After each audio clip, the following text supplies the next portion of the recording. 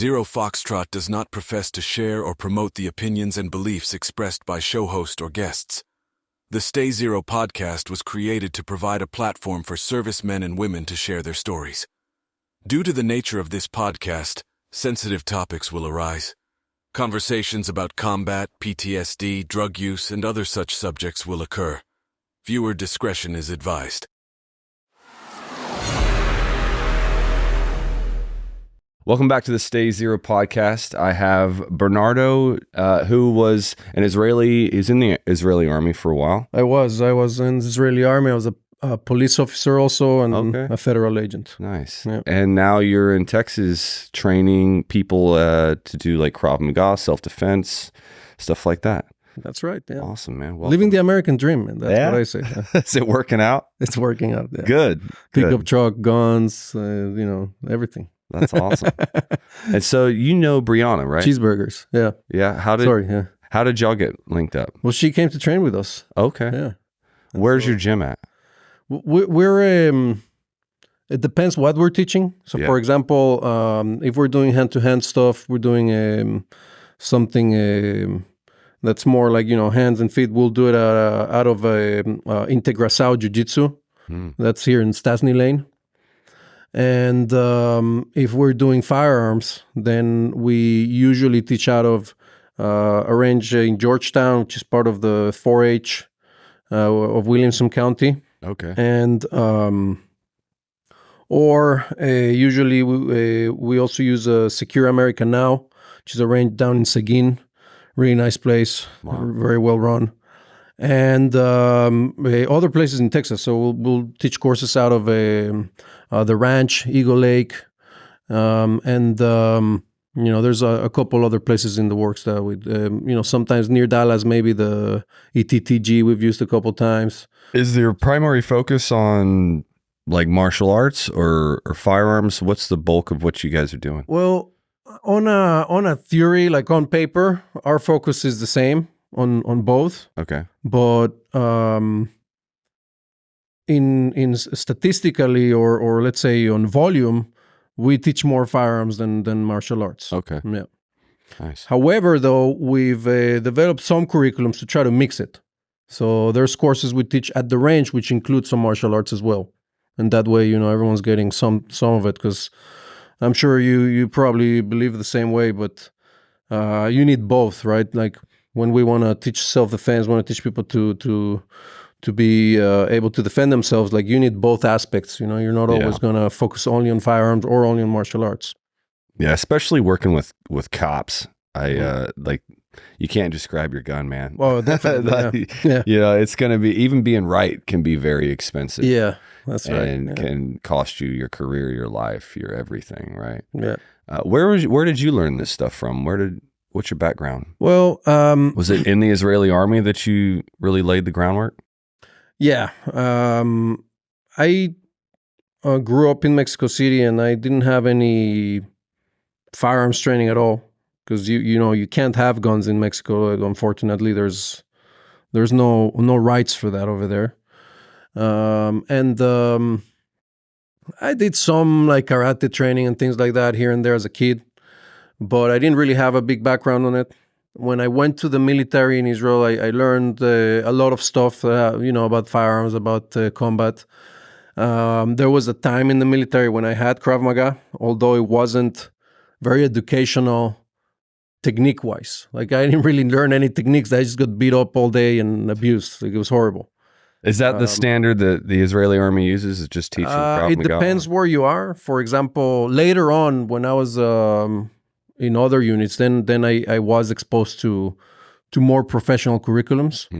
But my first introduction to Krav Maga was just a beatdown. Like, it was just, you actually, like, part of it was actually learning how to absorb, right? So you'll get like kneed or kicked. This is how you get punched in the face. Yeah, you get punched like everywhere. I'm just abused. Just relax. Yeah, just take it. Just do it, right? We had a test where you had to like put your hands behind your back and like get like kneed by the instructor, and then you had to like punch a bag and get like punched. And it's like the Buddhists where they stand there and kick each other in the dick. That was the advanced test. No, just kidding.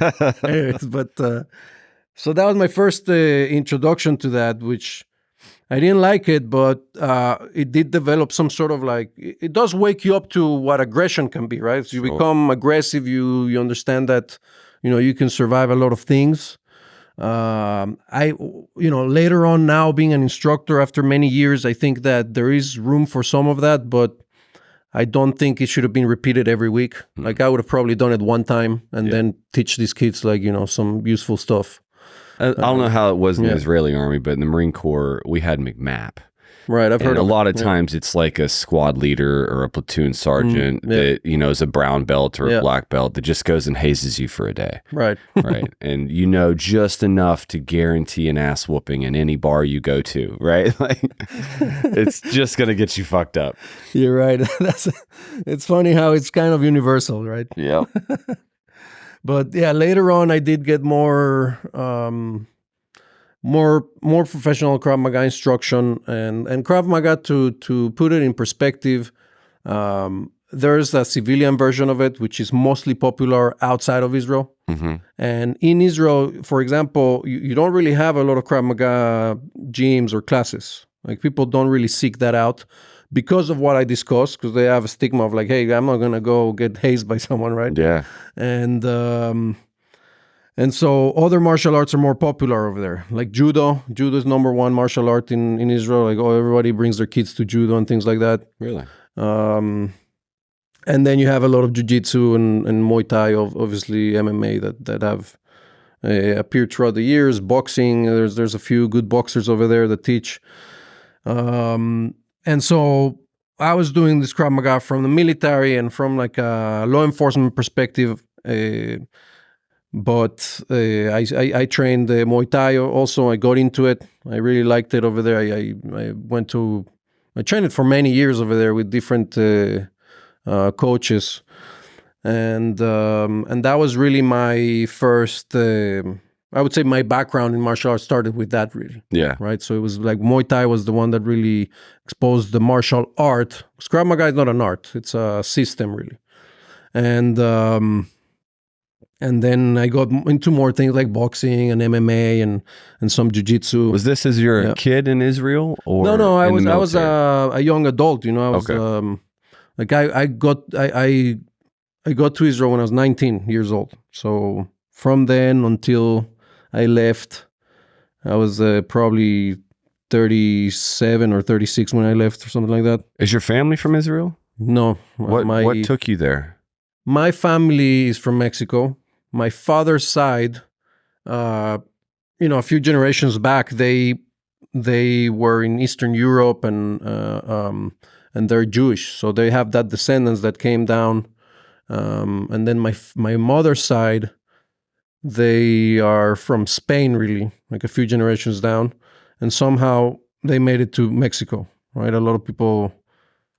There's very weird immigration stuff that happened to Mexico at the same time that some things were happening here in the U.S. For example, how you have like a lot of German immigration here to the U.S. Oh yeah. So during those times, there was also German immigration to Mexico. Like my grandfather's side, from my mother's side, he has some German part. And it's many generations down, so it's very interesting. Yeah, so I'm kind of like a mix of a lot of things. Yeah. Did you have family you were going to stay with? And nothing, man. I went there. Originally, I went there on like a trip that was like an organized trip. Like a it's field kind of trip like for school? No, it's kind of like they grab like a bunch of youngs that have some sort of background that has related to Israel or Judaism, and they tell you, hey, you can travel around Israel for like 10 days if you want, and you're gonna have fun. So I did that, and then they offered me also to stay in this kibbutz, which is kind of like a farming community, and live there for like 6 months. So I was gonna work in the fields and then learn Hebrew. Which didn't seem fun to me at the beginning, but yeah, that's hard ass work. It sounds like hard ass work, right? But then someone's like, "No, don't worry about it. You'll see. It's like it's adult vacation, right?" I was like, "All right, I'll try it." And it really was, man. Like I didn't suffer at all there. Oh, that's good. And this is a recruiting phase, right? They can't make it too bad. Right. Yeah. In a way, they can't. Right. I mean, it's for fun. So yeah, imagine on that kibbutz, there was like 90 people from all over the world doing the same thing. the same ages, right? So I mean, you're gonna have fun. And I liked working in the fields. Like I was first in the banana fields, picking bananas. And it's funny, I was in this other podcast with Ed Calderon. And he's like, they brought you to Israel to pick bananas. Usually Mexicans go to the U.S. And he's right, man. But it was fun. And, I worked other agriculture there. Eventually I even worked in the factory that they have there. They make like plastic, they make toilets there in that kibbutz. So you're having fun, but what was the purpose that you went there for? Was it like, I graduated high school, I got to go somewhere and do something, I need to get the hell out of my hometown? Yeah, I was just horsing around, man. Okay, you're just enjoying being 19. Yeah, exactly. Nice. Being 19 and doing as much as you can, seeing as much as you can, meeting as many people as you can, right? Like that's the energy of that age where you're. Did it feel pretty safe there at the time? Yeah, it did feel safe. I didn't know a lot about Israel when I got there. I knew some stuff, but I didn't know what to expect. I didn't speak the language either. Like I knew one word that I learned on the plane on the way there, which was "afo," which is like where. Right, so like if I want to ask like where to pee or things like that, at least I had the beginning of the sentence, right? Yeah, Point at your dick, and then so pantomiming. Yeah, I got there. We traveled around. We saw sights. It was very, very impressive to me.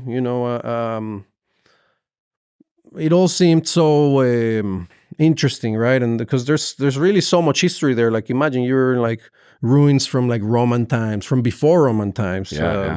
You can see even things of like the Crusades. Like there's so much stuff that you can be exposed to there, and biblical times, and it's just really interesting, right? And it's so different from Mexico. Like everything's different. They even write from the other side. Like they write from you write from left to right, so they write from right to left. Everything is different. Everyone's different. Like the culture is very different because people are not like, like in America, in Mexico, so people are kind of like very polite and shy about things for the most part, right? People kind of like don't want to tell you what they're really thinking in a way. They don't want to offend you. They don't want to. So over there is the opposite. They actually don't mind offending you and telling you things to your face, which is kind of a shock in a way, but it's also good for other things, right? Because sometimes, when you really want to get you want to really move forward with something. You want to really be efficient with other people's communication. It's better to sometimes be just straight, right? And just like say what you mean and what you want. I can appreciate cultures like that. Like, I think the contract and military community is a lot like that. Right. Yeah. Like you don't have a lot of room for fluff. I don't care about your feelings. I need you to do this right now. And that's awesome. So that was cool. Another thing was that people are kind of like they appear very tough, like when you meet them, but then they always have like a warm side afterwards, and they open up really quickly, by the way. People are very like you can meet someone in a bus and they'll invite you for dinner and stuff, like for real. Like and it happened to me. So people are very warm, and they're not like, they don't need their space or anything like that. There's no space over there. People like talk to you like right here. But I think if, I was fortunate to grow up as a very open-minded person. I've always been very multicultural in a way, and I adapt, right? So I embrace what was good about that. And, and I know how to recognize things that are not good for me. Yeah. What sort of things did you see that weren't good for you? Well, for example, I think I prefer being in the balance, right? Like, for example, because people don't mind being jerks, a lot of times over there, you have to fight for a lot of things. You kind of like feel like you're like, fighting for your parking spot, fighting for your spot on the line. Like there's a lot of like lack of, let's say, boundaries, right? And so that's not something I like. Like I don't like to worry about, is someone going to jump in line in front of me, or someone going to steal my parking spot, or, which are things that happen there a lot. Like it's a very, especially on the big towns, it's very, very stressful. It can be very stressful, like driving around, like, people are not nice drivers. They're not like, oh, please go by. Like that's not going to happen. So not a lot of courtesy between strangers. There's not a lot of courtesy, right? So I prefer to be more courteous, and I prefer people around me who are more, I would say courteous and polite in that sense. And that's just something I realized, right? But I appreciate the fact that I've lived in that environment, because when I have to navigate things, I do it faster than others. Sure. I guess when you come here, it's like, I don't have a problem with the confrontation, but you'll see a bunch of Americans run away because you're standing on your spot. Nice. That's right. Yeah. And he also makes you think of, for example, over there, to get things done, you have to actually like show up to a place, be first, and like, push and insist and like ask again and try this and try that and ask someone else.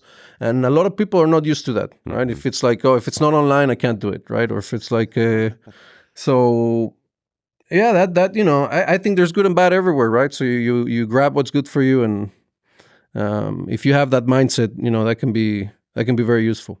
Well, you put your name or your life on the line for them at some point, right? When did you join their military force? Right. Did you get a citizenship out of that? Or yeah, I did actually. When I got there, I didn't think of joining the military, but I was young and I was in this program, and I started meeting people who were in the military, who were just like me. They've been from from the UK, from the US, from Brazil, from like whatever. I was like, that's interesting. And I said to myself, you know what, maybe I want to do this, just because like, I think some people like myself, I think throughout my life growing up, I kind of did a lot of it myself, right? Like I didn't have a father figure that I could like look up to, be like, oh, this is who I am, this is how I'm going to be. I had to find everything out myself. And this seemed to me like it was calling me. It was like, hey, if you do this, I mean, imagine, right? You're really going to get to know who you are and what you're capable of. And so I was already hooked on maybe I want to do this. And then I said, but this is dangerous, right? Like, what the hell am I doing? And I don't even speak the language. Like I wasn't even born here, nothing.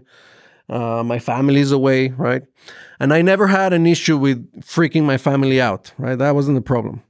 But I said, I need like something. I'm glad I thought about it, because I said, I need a reason for doing this that's bigger than just like I want to be a badass, right? And I thought about Holocaust and all of the things that I've learned when I was like a kid. I went to this like young Jewish groups that I was hanging out with.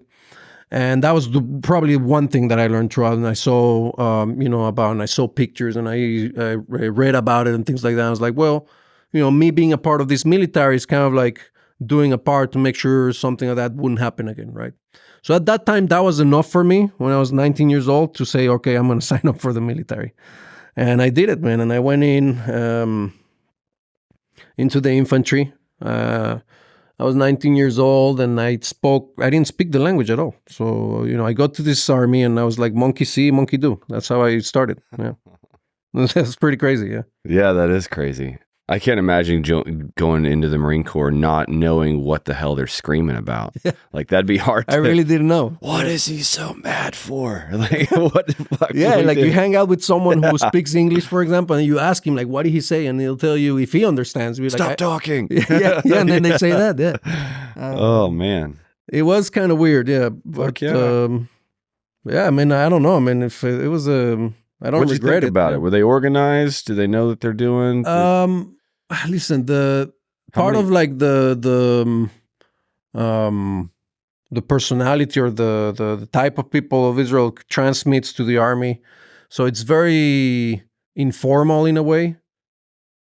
There's not a lot of discipline when you compare it to like the Western, European style. Mm-hmm. But there's a lot of hard work. And there's a lot of versatility and spontaneous. Like you just have to go. Like there's no horsing around about it. But in terms of discipline, like sure, there's rules and everything, but they're not as harsh as other places, right? So there's a lot of talking back. For example, like it's a culture that has a lot of haggling, right? So if you tell me something, maybe I say yes now, but then I go and like, hey, can we change it around like this? And maybe it changes, right? Or maybe you tell me something, I respond, and eventually we get like halfway. So there's always some haggling, even in the military, for in between like people. So it's very different. Yeah. On the other hand, that allows you to also be a little faster about certain things. So to get things done, you don't need like all this bureaucracy and all these people like approving things.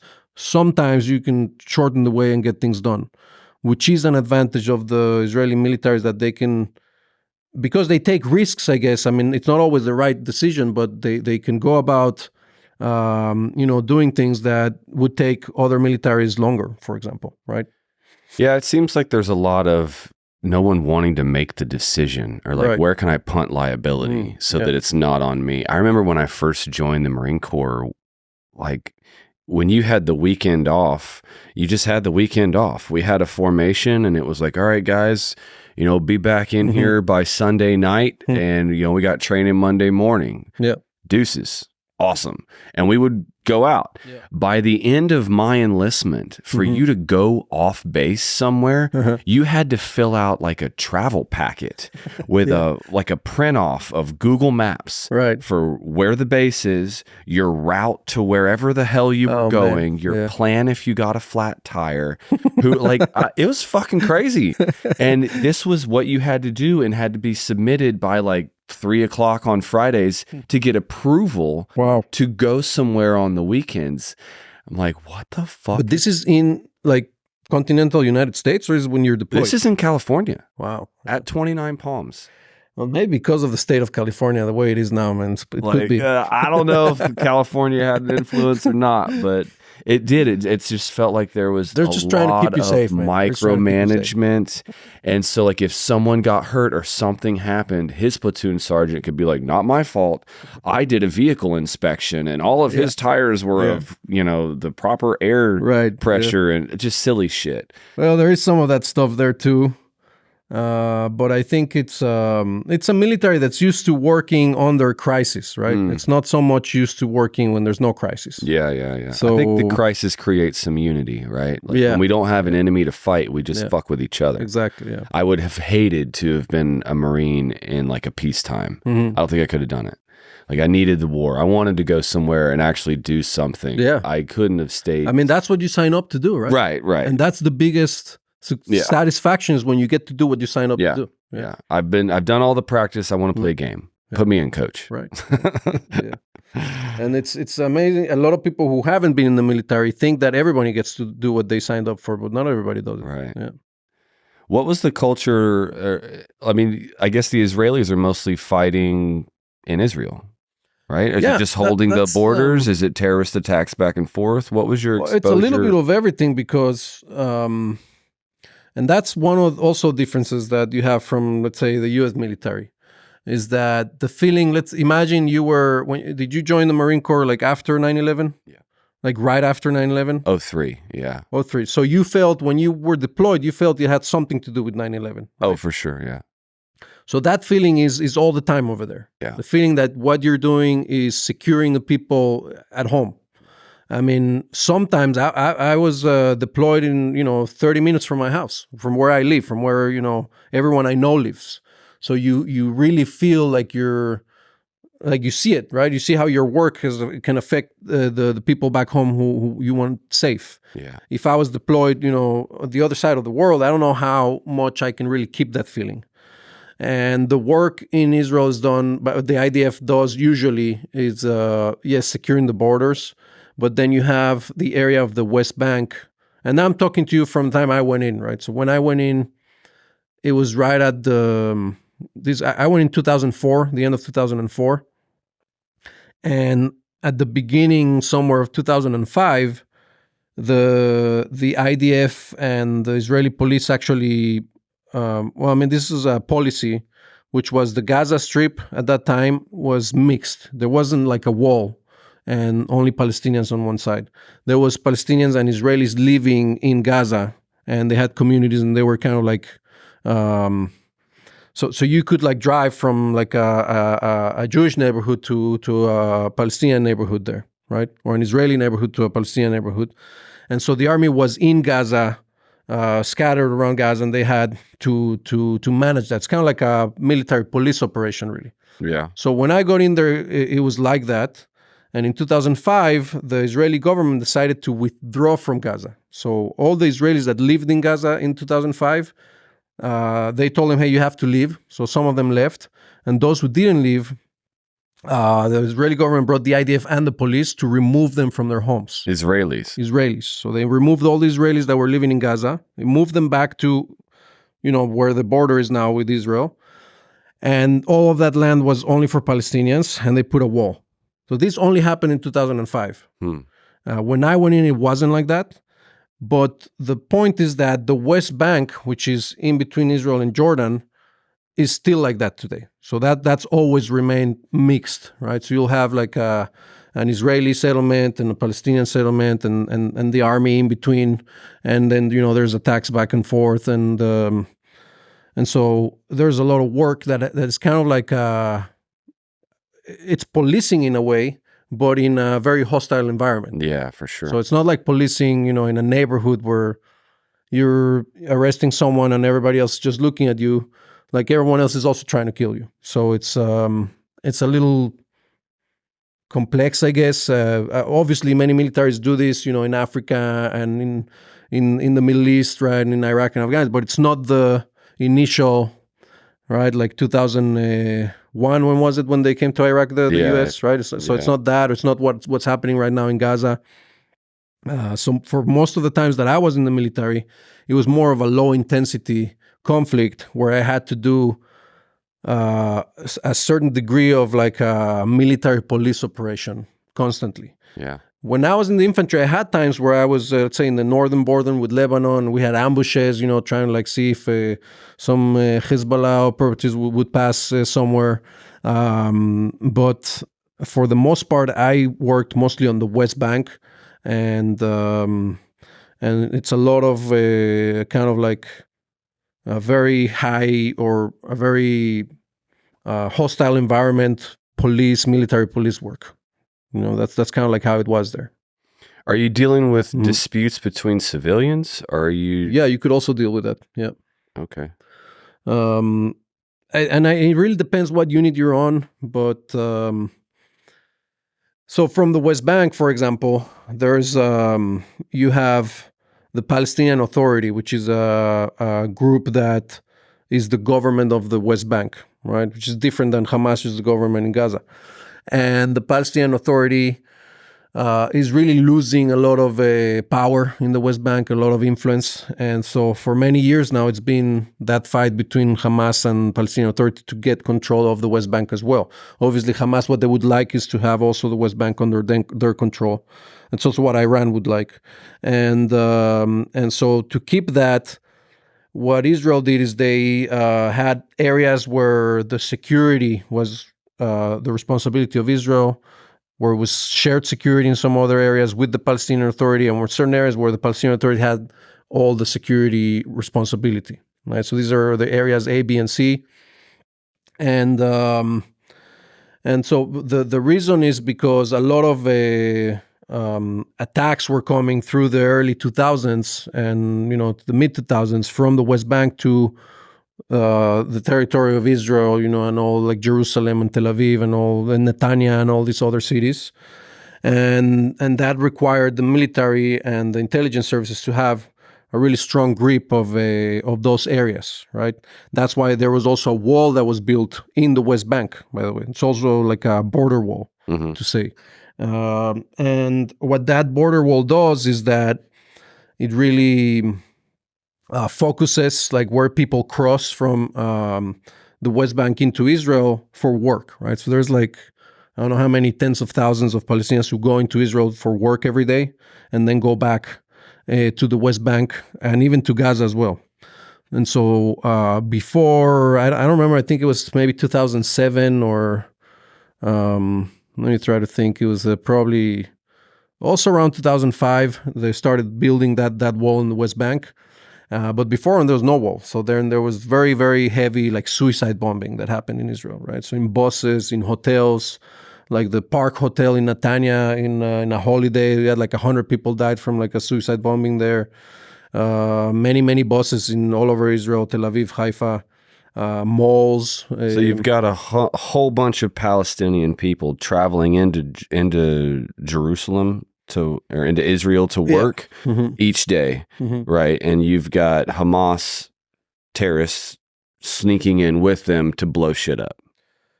You have Hamas, yeah, and you have also some jihad elements, which are more Shiite, I think, and they're more directly like Iran influenced. Are wages in Israel different for Palestinians? Yeah, it's way higher. It's like if like you're higher. talking like you live in I don't know, in Tijuana, and you go to work in San Diego. Like that's the incentive, really. Yeah. They make more money working in Israel. Yeah, of course. Is there a rule, though, in Israel that Palestinians are paid less money than Israelis for work? Most of the Palestinians who crossed into Israel, they work in construction. They work in, I would say, blue-collar jobs, right? Yeah.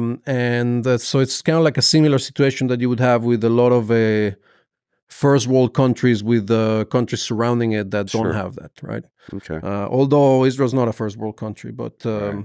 Well, I know when it first started, Israelis were buying land, but Palestinians weren't allowed to either live on it or work on it. Where? In Israel. And the British government put a squash to that because the Palestinians were super upset because they were being kicked off the land, whatever. They're homeless, they can't work. Yeah. And like now I can't even work the land. But then the British government came in and changed that and said, no, they're allowed to work. Oh, look, well, then they made the wages different. So I just wasn't sure if that had still going on. When the British government was there before 1948. So I don't know everything that they did there, but I can tell you that in British fashion, they probably fucked the whole place up. Oh, dude. Right? So, and then they were like, I don't know, I'm not here anymore, and you guys figure it out. I think Britain's 100% to blame for this whole mess. Probably. For example, it's important that everybody understands that the Israelis, a portion of them, the people that live in Israel today, are Jews that certainly immigrated from Europe, 100%. Yeah. There's a portion of them. Yeah. Another portion of them are Jews of Arab descent. So there's people who immigrated from Arab countries like Yemen, like Syria, like Iraq. Yeah. And they're just Jews that were Arabs, okay? Because Arab is not a religion. Arab is just an ethnicity, right? Right. And they also immigrated to Israel. And in that area of Israel, there's always been Jews and Muslims living, right? Together, right? So, by the way, there were Jews, right? Then there were Muslims, there was Christians also. Like throughout the biblical times, not all three religions have existed at the same time. Like there's different starting times, right? And in that area, there's always been that mix of people, right? So, I think it was one of the Roman emperors who throughout, history and all these like conquests of Jerusalem has been under different rules like 8 or 9 times through history. It was called Judea at some time, the area of Judea and Israel. And one of these Roman emperors changed the name to Palestine, okay? And that name stayed for all of that area through the Ottoman Empire. And then when the British came, and they also were an empire who controlled that area. And when the Brits decided to leave that area in 1948, the state of Israel was declared, okay? Now, there's so much stuff, to learn and to read around of this stuff, but a lot of people aren't even aware of that. So a Palestinian in 1945 could have been a Jew and could have been a Muslim. Sure. And in that time, I'm not 100% sure of everything the Brits did or didn't do. I know there was a lot of conflict because you started to have that tribalism, right? Of like the Jews want this land for themselves, now the Muslims want the land for themselves. But nowadays, we identify a Palestinian with a Muslim where it wasn't exclusively so, before the partition of that area. Yeah. So, for example, I had a time when I worked in East Jerusalem.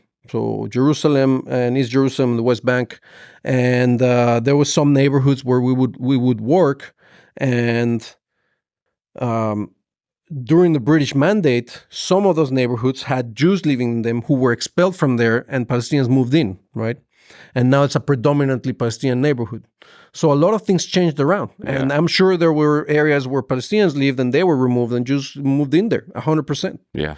But I'm, this is something that so long ago, I don't even know like all the details. That's not like the reality that I encountered when I was in service, because really what I encountered was modern Israel today, like what it is today. Yeah. Right? Yeah. So I think what you're referring to is like from before the creation of the state. Yeah, I've heard a lot of. I've looked into a lot of the history of it. I'm just trying to understand how it is now, based off of the things that had happened. How it is now is Israel really goes from like the Golan Heights to all the way to Eilat, which is a port city in the Red Sea. And you have coast on the west side, which is Tel Aviv and Haifa, and all the way to Ashkelon, I think, which is also a big port. And then in between the west coast to West Bank, which is an area in between the Jordan and Israel, which is like a bank really in between that area. So it's really, I think it's like 20 miles or something. Like it's really not a long time. Like you can drive it in like half an hour, 40 minutes. Yeah. So that's how narrow it is at the center. And to go from the north to the south, like from Eilat to Metula, which is the northern city, it'll take you like 4 or 5 hours. So that's it. That's how small it is, right? Yeah. Inside of that area, you have Israelis, right, who have their Israeli ID. And there is Israeli Jews, there are Israeli Christians, there are Israeli Muslims or Israeli Arabs, right, who may or may not identify as Palestinians, but they're Muslims and they're Israeli Arabs. You have also other minorities like Cherkessians, which is another religion, Druze, which is also another religion. And throughout the years, like in the 80s, for example, there was a special operation of the Israeli army where they brought Ethiopian Jews from Ethiopia to Israel. Now you have a few hundreds of thousands of them that live in Israel. There's a lot of Russian immigrants that live there also. What's the melting pot like with a bunch of Jews that the only thing they overlap is that they're all Jewish, but they come from different parts of the world. They speak different languages. They've, brought in different cultures. How well do they mingle together? Is there a sense of unity? That's a great question. Or is it like, you're your curry? Like we're I think there's a lot of division from it. Is there? Yeah.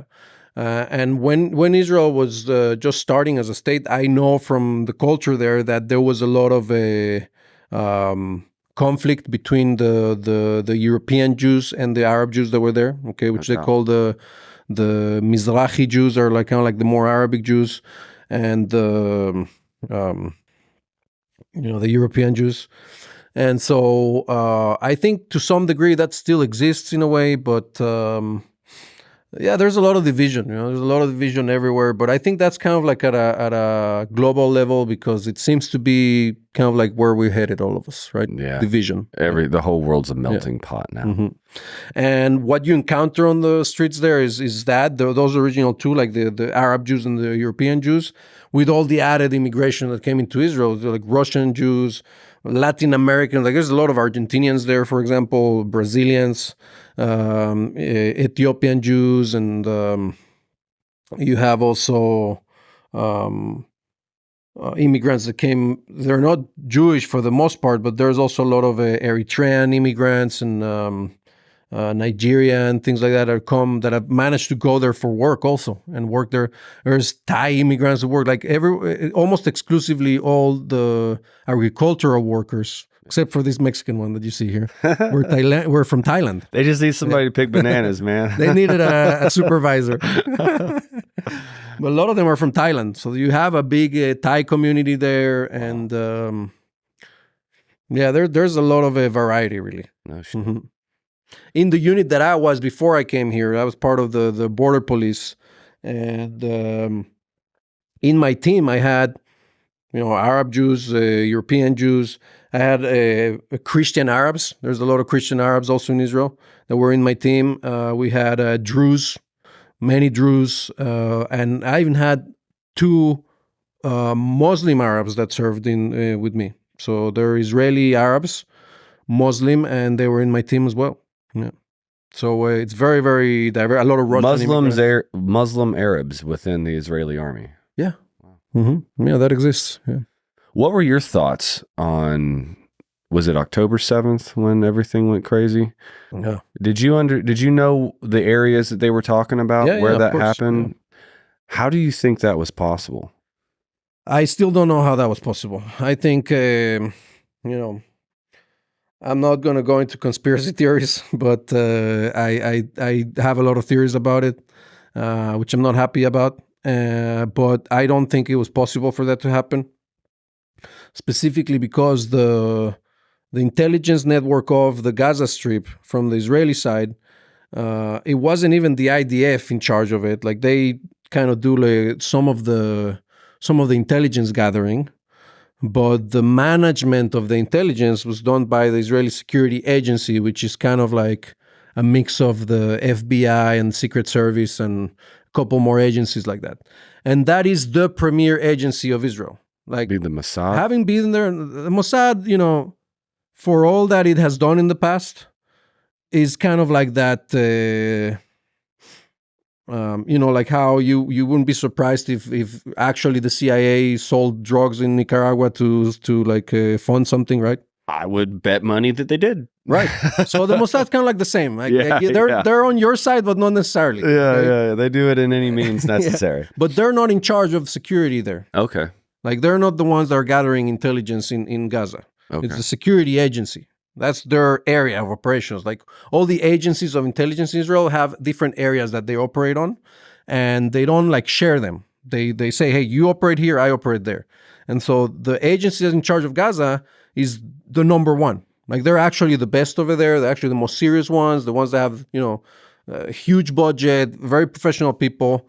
And I cannot see how that happened there. Because one thing is to miss, some leaders meeting in Beirut and deciding what's going to happen. But another thing is to miss, 2,000 dudes, like coordinate, hey, you coming tomorrow? Yeah, I'm coming tomorrow. Like that's something that doesn't make hours. Sense. Yeah. Hours. That's another failure, which is from the IDF. That one is from the IDF because the IDF, it took them almost half a day to respond or to take control back of some of the cities that were being attacked. So for like about 6 hours at least, all you had was local police and local police and border police units that were in the area who responded to this, as well as some of these neighborhoods have like their own like security teams. Neighborhood watch. Yeah, it's kind of like a neighborhood watch, but like armed. Yeah. And but like you just said, you can drive across the country in 5 hours. Yeah. And so many times you were deployed 30 minutes down the road from your house. Yeah. If you're within a country that size, how the fuck does it take you 6 hours to respond to an invasion? Well, it didn't take them 6 hours to respond to it, but it took them 6 hours to reach the farthest points close to the border. So they were able to go in... There's no gunfight at the border. There's nothing to stop. Like it was just free for all. Well, I mean, imagine when they crossed the border, they first attacked military outposts that were there. Okay. Right? They took there were hostages in bases. You had like soldiers that were hostages, soldiers dead, everything. So it's fair to say the flag had been raised from the beginning. There's no covert invasion. But then you had the bases, then you have the communities that are closest to the border, and then you had bigger towns that are closest to the border. Yeah. So when they started to respond, they first went to the cities, right, that were like, let's say, at the outer edge of the conflict. Then they moved into the communities, and then they came to those military bases. So by the time they were in those communities and the border, it took like 6 hours for the response to really start. Or to really reach those points. Yeah. And it took like 2 days to really take control of those areas, right? With everyone when they were there. Now that primarily, I would say that's the fault of the IDF, and they lacked preparedness there. I heard they moved certain units to the West Bank for some sort of something they had to do there instead of keeping them in the South. Why? I don't know. All right, but these are things I don't know what's going on there, but there's something seems very like shady a there. lot of really oddly, conveniently timed issues that created that. But I can't speculate as to why that happened really, other than failure, and it looked really bad. I'm very disappointed. I think the entire country was. The speculation was a lot of stuff against Netanyahu, needing something to happen in order to justify like a strong response, or it could be, but this attack really messed with other goals that Netanyahu had and the Israeli public. For example, 2 weeks before, you had the Saudi Arabia come out in public saying that they were going to normalize relationships with Israel, basically a peace treaty with Israel, okay, which is huge, right? That was 2 weeks before. And you want that to happen in Israel. Like Netanyahu wants that, right? Everybody wants that. You also had, and part of this, by the way, is that Saudi Arabia and the Arab Emirates and Bahrain, I think, with Israel, they had an idea of creating a railroad from Israel all the way to, these states in the Gulf that would come from a route basically coming from Greece all the way to there as a trading route, okay, to move, gas, produce, like everything, whatever you can think of, which would have been huge to fight against the belt and whatever it's called of the Chinese. And it's also a smack in the face for Russia, right? Because now you can get energy from other countries directly to that area, or to that area from the Gulf countries. So all of that right now is either not happening or in big jeopardy, and that's because of this attack, right? Very complex issue. Now, also, this attack has damaged Netanyahu to a point where, like, there's no way he's going to stay in power unless he manages to, like, drag it more and more and more. But the public is not happy with the government there, right, because of what happened. So I don't know how much it benefited him. What I think, if we're thinking like, hey, it was like a false flag. It was not false flag, but kind of like an event that was manufactured to happen on purpose. I don't think it would have come from him. I think it would have come from a different entity or power who needed that in order to justify other things happening, which might still happen. We don't know. Like maybe a larger conflict with Iran or with Russia involved. I don't know. So I think if I was going to those theories, I would go in that direction. It's me. But I'm sad to see that those things were stopped, because peace with Saudi Arabia, official peace with Saudi Arabia, is a game changer in the Middle East. Having those routes to be able to counter influence from the Chinese and the Russians from Europe into Europe would have been huge for Israel as well. And so, and on top of the loss of life, which wasn't even just loss of life on October 7, it was a nightmare of torture and, ISIS inspired like barbarism. It was just horrible. Yeah. And me as a parent, think of the things that some of those people went through there. I mean, it's a nightmare. I don't even want to think about it, man. It's really the darkest place that you can go in your mind, when you think about what you have. So it's incredibly sad, very hard to get over it. Do you have friends over there still? Yeah. I have a lot of friends over there. Have you talked with them?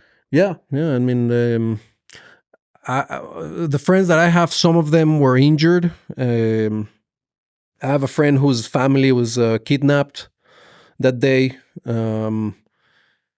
And other people I know who died that day. The ones that died, I just knew them. They weren't like my close friends. But were these Israeli army? Some were Israeli army, and some civilians. Just civilians. Like I have a buddy who was in my team in the border police, and his mother and his sister were kidnapped, and his sister is still kidnapped today. Really? She's still in Gaza. Yeah. And you don't even know if she's alive, when she's coming back, or what. It's a very, very hard situation. Yeah. Or what she's going through. Yeah, I can imagine what she's going through. So it was a crazy day that day. Oh shit. Yeah. How long were you in the Israeli army? So I served about a total of 5 years of active duty in the Israeli army. and I did a couple more years in reserves. Okay. The active duty I did was I was infantry. I was also in a reconnaissance battalion, in kind of like a scout team. Mm-hmm. And then afterwards, I was in the dignitary protection unit of the IDF for another 2 years. And then reserves I did with the counterterrorism school and things like that. Helping them, advising them with training stuff. And then the rest of my service I did as I was a federal agent. I started in the airport, in Ben Gurion Airport. There's kind of like the plainclothes security team, and then I worked in dignitary protection as well. I was an instructor for about 4 years in kind of like the law enforcement training center over there.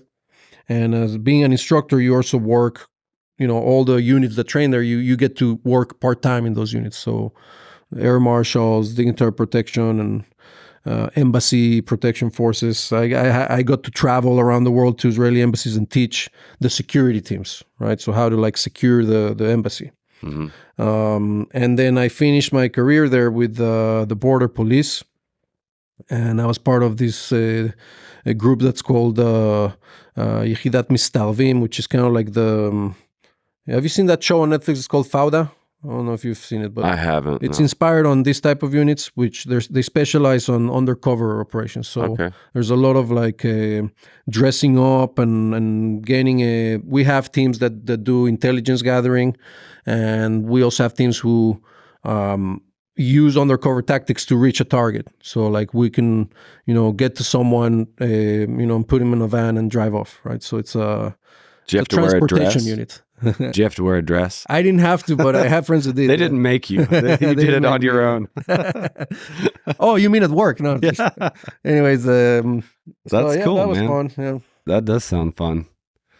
What's the so every time I see an Israeli meme or what, it's with this smoking hot chick holding some kind of weapon. Did you work a lot with with females over there? Is it fairly segregated? I probably saw a handful of women the whole time I was in Iraq. I was just never at a base where they were at. Did you work side by side with a lot of women over there? Not a lot, but I did, and there's a lot of I would say good experiments that they carried out there. For example, I think one of the most successful ones is the K9 unit. So, there's two models, right? You could have a unit that has a K9 element to it, or you can have a unit that's only K9. Right. The IDF has that. They have one unit which has all the K9s, and they go and work with other units, right? And that unit is men and women. And what they did is they made the women in charge of dogs that are the detection dogs, and they made the men in charge of the attack dogs, right? Okay. And so both of them can work together, or they can go and work with this unit and that unit. And that's the one place where I see that it's worked the best from my experience there. The other example is the border police. The border police has half of their members are females, and they all are, in ground units in a way, right? So the border police it really has not a lot to do with border. It's more like a military police. So they operate in the West Bank, in Jerusalem, in the South, everywhere there's border police, and they're very, very active because of this low intensity conflict, right? And then also in October 7th, for example, the border police was one of the first ones there because they're already in those areas. And so they have a lot of females that are integrated in these battalions, they call it, and that's worked very well. In my unit, I did have a couple of females in the border police. Not a lot, not as much as you would have in a regular unit, because this was more specialized. Yeah. But we did have a few, and I think the advantages of females in some of these units is the intelligence gathering. So, for example, a lot of times, a female can be kind of she's not as intimidating as a male. Yeah. And she might not gather so much attention as a male in certain areas, which allows her to get to certain places without raising suspicion, right? And so that's a big use that I see females in special operations, something I think they can really be very successful at. the other thing is that, a lot of times the argument for females, like, hey, no, but we want to do everything, right? We want to be Navy SEALs, right? So I think I don't have a problem with that. If they can like go through the same physical levels as the Navy SEALs, then fine. And I know females are very, very strong. I know a lot of females that can kick my ass. But I don't think that's their like natural advantage. So you don't see that so much in like the tier 1 units and things like that, other than from an intelligence specialty perspective. Yeah, it definitely raises less flags to see a woman walking down the road or a man and a woman walking down the road than two military-age dudes. Yeah, right? Exactly. Trying to pretend like they're window shopping and not following your ass down the road, right? Yeah. Yeah, exactly. I think, man, I feel like the hurdle to get over with that is sex. How do you get over their free will to do what they want to do, right? Right. But then also like the requirement that you be combat ready at any time, and that means you can't be pregnant. Right. Right. Like as a man in the infantry, if we got a super bad sunburn and I showed up Monday and I couldn't train, I could be charged for being like ineffective or whatever, for not taking care of my body, for hurting myself, for whatever. And so like there's that issue with once you bring women in, like how do you get them to stop having sex? And like her not to bang her platoon sergeant and leave just the trail of destruction of careers behind. Right. I mean, intentionally or not intentionally, that's something everyone wants to do. Particularly 18 to 24 years old, we're going to throw them in hey, you may not live till tomorrow. Y'all spend the night in this hole. Don't fuck. Right? Like, good luck. But you know what I think is that it also comes from non-combat positions. Like you always have issues, even when it's a secretary, there's an assistant, there's this. Like it's always there. It's always there. It's always there. You can't really get away from it. Yeah. And I think the females that do want to be in combat positions, they're very, very motivated to do so. So I think the majority of them are very disciplined as to kind of like protecting that opportunity, right? At least now. If it becomes more normalized, maybe it won't. But for the most part, the issues that I encountered, that I saw, were less from the females that were operators, right? The ones that were like active duty people, they took their job seriously. And they were more from those who were like support. And a lot of times it was also, I mean, you can't just say, no, women they're the ones that are doing the destruction, right? Like a lot of times it was people in certain positions who... Oh, dude, everybody likes to have sex. Yeah. So, like everyone in that equation is guilty of, that's human nature. Right, Like, but how do you stop that? Because it just creates drama. I don't think you can either. I mean, it's just recruiting people who are highly motivated and don't want to lose that opportunity, really. Right. Like to give you an example, I mean, there was a time when I was like sick in the infantry. I had something, and they told me, well, if you don't get better, like you're not going to be able to be a combat soldier anymore, right? And to me, that was like, I was willing to do anything to prevent that, because that's just how motivated I was. I wanted to be out in the field doing things, right? So if you have that feeling, you don't let things disturb your vision so much, right? But if you don't care, then it's like, oh, great, how much do I get paid? Oh, it's not that bad. So maybe I'll go for that, right? So it's the mindset also, I think. Yeah. What was it about being in the field that you felt so much conviction about? Why did you want to do that? I think one aspect is that I want to challenge myself, right? It's a challenge. You want to take risks. I am an adrenaline junkie to a certain degree. I'm not a crazy adrenaline. Like there's people who I am like, how does he do this thing? Like I can't do that stuff. But to a certain, I need something that's like challenging me in a way, right? I need something interesting, right?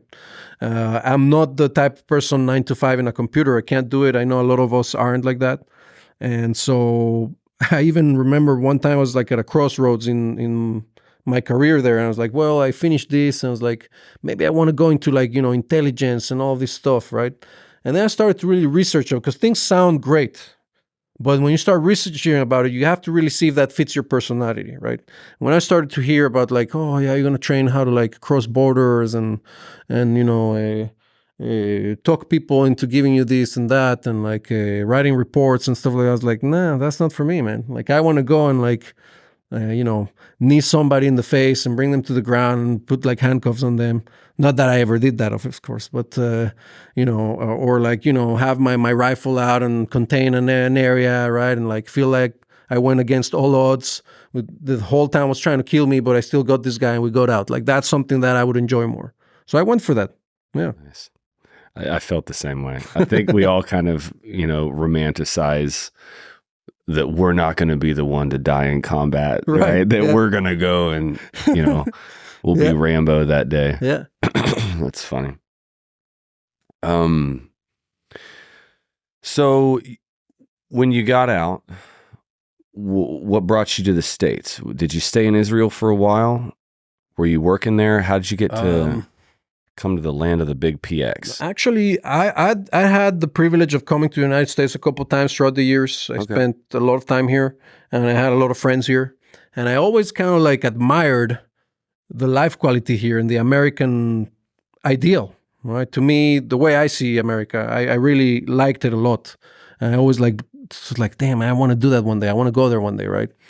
And then I met this guy who's the owner of where I work, Tactical Fitness, and we were in touch for a couple of years. And then one day he's like, hey, I'm merging with this other company, and I can bring you in for work. Like, just you're gonna relocate to the United States, live here, and live the American dream.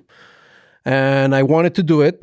So you were living in Israel. You got a job offer in the States, and I had also job offers in Israel as well. Like, I was offered to be like in charge of defensive tactics of the unit that I was in, and a couple other job offers. Like, I had really good prospects because I'd been there already like 16 years. I'd been through a lot of units and things. I'd learned a lot, so I had pretty good prospects, and it was a hard decision for me. But when I thought about building a family, and I said, you know what, I've done a lot of stuff here, and I'm going to take this chance. So I moved here in search of that, just really the American dream. Like, immigrants, it might sound very cliche to you, but for immigrants, that's how it is. Yeah, I believe it. Mm-hmm. Did you have a wife in Israel that you brought home? Yeah, and we came here. Right here, yeah. Now we have a kid here. He was born here in Austin. He's a native Texan. How old?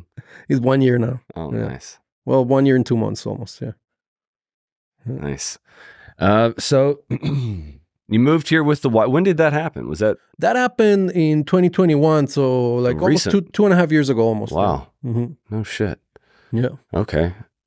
Yeah. And so you've been living in Austin teaching this courses. Yeah. And so you do firearms and martial arts. And yeah. What kind of mindset do you talk to people about being in? I think we talked a little bit earlier about it. I was teaching a class here in Austin when I got wrapped up with ZF initially. And I like to discuss, because everyone wants to shoot, right? Everybody wants to see how fast they can be and throw, rounds through the bullseye. But working through scenarios, live fire training, sims training. Do y'all do any kind of sim stuff? Yeah, we do. Like, everyone kind of veers away from it because it hurts, and I don't know. I think it's the most fun, and that's where you actually get to test your shit. Yeah. Right? Is in a scenario with someone. Yeah. Talk to me about some of the scenarios that y'all work people through to prepare them for how to actually respond. Yeah. I mean, force on force training is the closest you can get to reality, right? Yep. Like shooting in the range, stand, your stance is ready, your hands are close to the gun, you're waiting for that beep, and shooting is not really reality-driven training, right? It's great. I love it. But yeah, the scenarios are really the main thing. And I would say if you have to focus on one thing, after you acquire the fundamentals really with firearms and everything, then scenario is really what you would have to focus on, right? Like if you can train once every 3 months, then do something that involves that. Because decision-making under stress is very, very complex and very hard. And oftentimes, like we were discussing before, your decisions really are going to affect the outcome a lot more than just neutralizing the threat, right? So just like what's going to happen to you, it's going to be based on that decision making. So some of the training we do for that We have the fundamentals and the more technical side of firearms that we cover. And you have to find a balance between sport and self-defense, right? Not everything that's good in sport is good for self-defense and vice versa. So we try to find the right balance for that. And then in terms of decision-making, the course that I focus on is I brought kind of like my knowledge from dignitary protection, and I adapted that to family protection. So it's how to work around I have a wife and a kid, right? And where do I position myself when we're outside in public, right? Mm-hmm. When we go to a gas station, when we go to a restaurant, when we go to a concert. And then how do I react when something happens, right? So a lot of it is also, for example, use of force, and you're going to base it off your state laws. But how do you help yourself identify what you can and can't do, or what you should or shouldn't do? Mm-hmm. I mean, what do you look at on this bad guy, right? Like, what's important to me? How do I identify that this threat is indeed immediate and I need to respond to it? Or if it's there, but it's not immediate, then maybe I can do other things to get away from it, right? And so we have a series of courses that we call the Family Protector. And the level 1 course that I have for it it's really kind of like an advanced concealed carry for the first part. And then I teach also how to move a person out of the way to engage a threat. Mm-hmm. Right? If let's say I'm standing, next to my wife, and there's a threat from the left side. To engage that threat, I'm going to have to move her or bump her out of the way or do something rather than going around her, because that's going to take too long, right? If it's from another direction, I might not have to worry about it. Use her as a barricade, just shoot around her? So it depends of the day, yeah. Stay there, honey. I don't have plates on. Cover me. So that's why she's always walking around with the... That's why she's holding the baby. She's like, put that kid over my heart. Armor. But yeah, so we go over some of those techniques, and then the level 2, there's more shooting, and then we do scenarios with simunition, and the scenarios with simunition involve having people that you're responsible for, and in different situations, and yeah, it's a blast, man. A lot of people come back to do this course like many times as a refresher. We were featured on the Concealed Carry magazine. Like in October of last year. And I get that magazine. Yeah. That's awesome. In October? Yeah. I'll give it to you if you don't have it. Yeah. No, I think I have a subscription to Concealed Carry magazine. Yeah. I don't know if I saw that episode, that picture or not. I'll have to check it out. So that's one of the courses that we have. We also have a course, like a home defense course, where we go over how to work to a basic degree inside of a structure, and then scenarios with that, right? As to how you can approach that, because you need a plan for everything, right? Yeah. Have you ever read or heard of Massad Ayoob? Yes. Okay. Yeah. Yeah. Andrew Branca is the self-defense attorney. Massad is a really good one. He's got a great book. Yeah. He's got a couple of them, actually. Yeah. And then The Law of Self-Defense by Andrew Branca is... I think more based off Massad. Massad really kind of spearheaded the whole self-defense doctrine, and he's been in a lot of court cases. Yeah, he's an expert witness, right? Yeah. And Andrew Branca, I think, is the same way. But he wrote a book called The Law of Self-Defense that I've read many times, that I was disappointed in myself for having not read sooner. Yeah, I'm going to read it. Like very simple stuff. AOJ is a big one. And I think we covered this in contracting, but ability, opportunity, and jeopardy.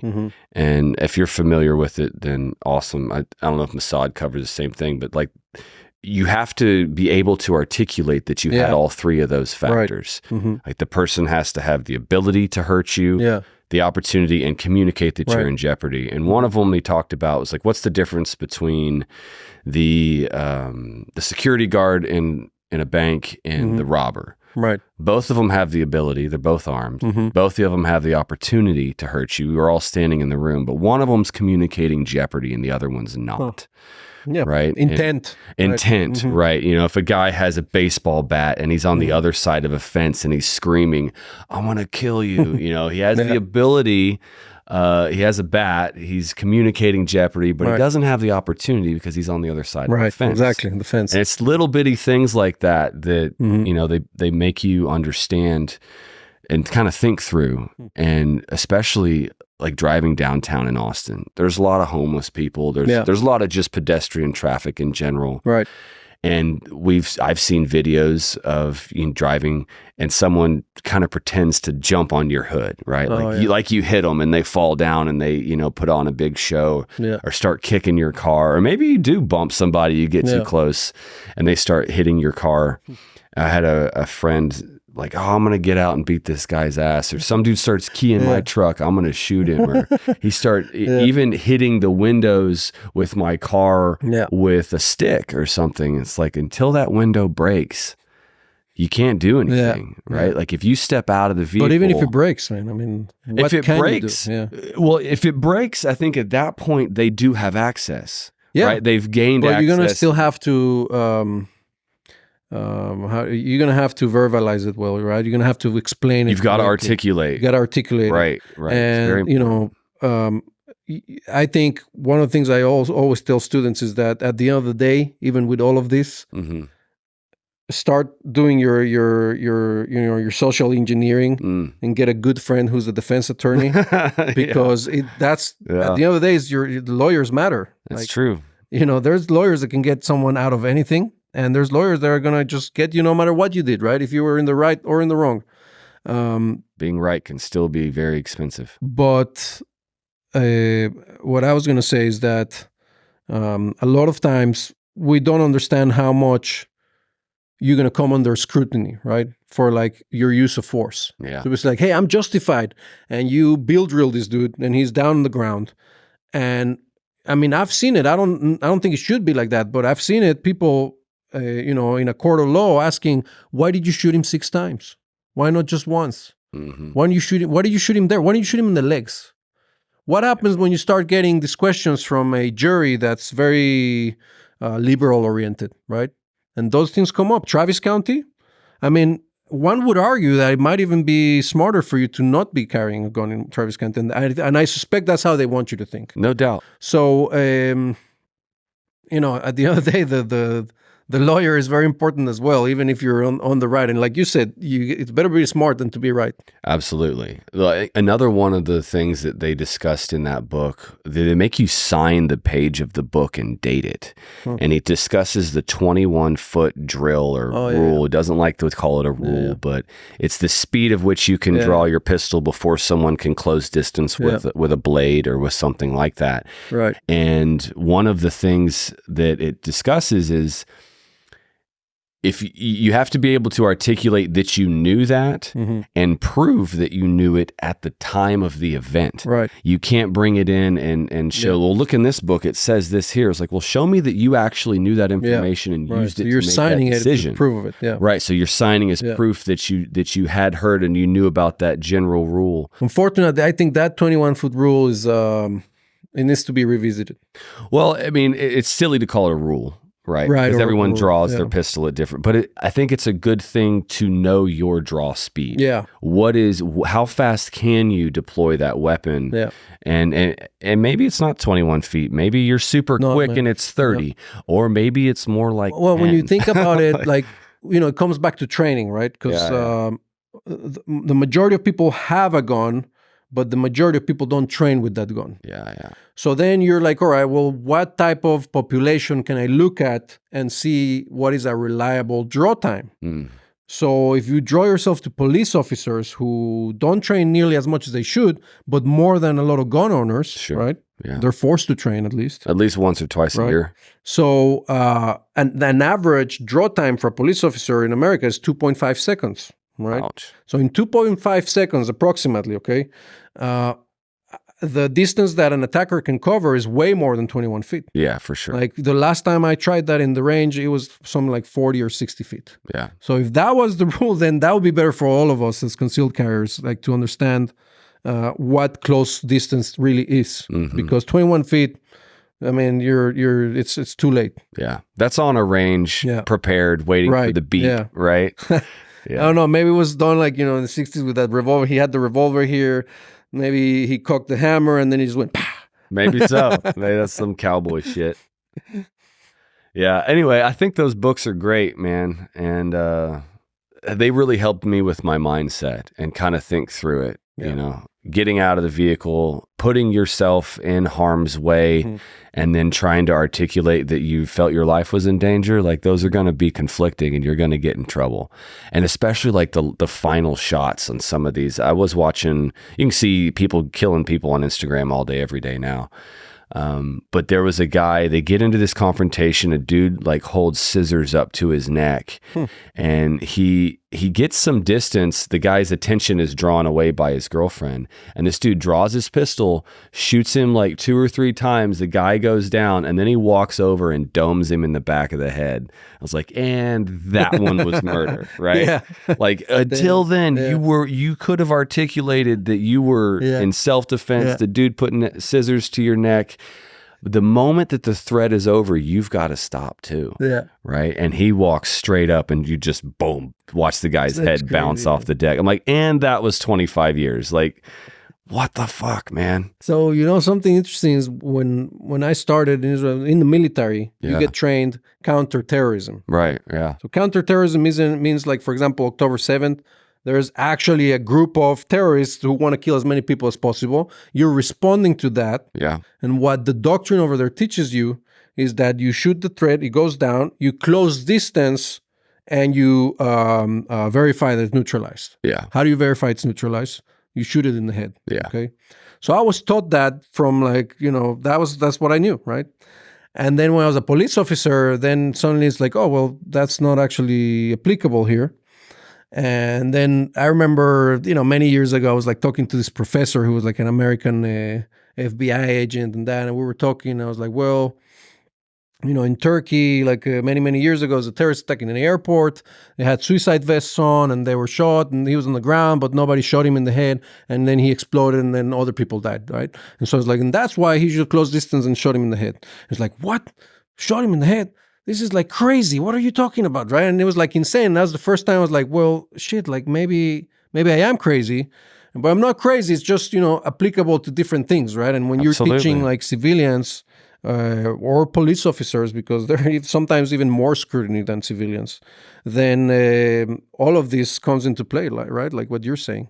But it was just funny that, you know, he was like looking at me like I'm some sort of a monster maniac that came down from another planet, right? Well, you're right. It is situation dependent. And I guess just part of the difficulty of navigating that type of shit in this world where every bullet has a lawyer attached to it and you've got half the population on standby to crucify you if they can even perceive that you did something wrong. They just don't like what you did. And they'll make up their own story, right?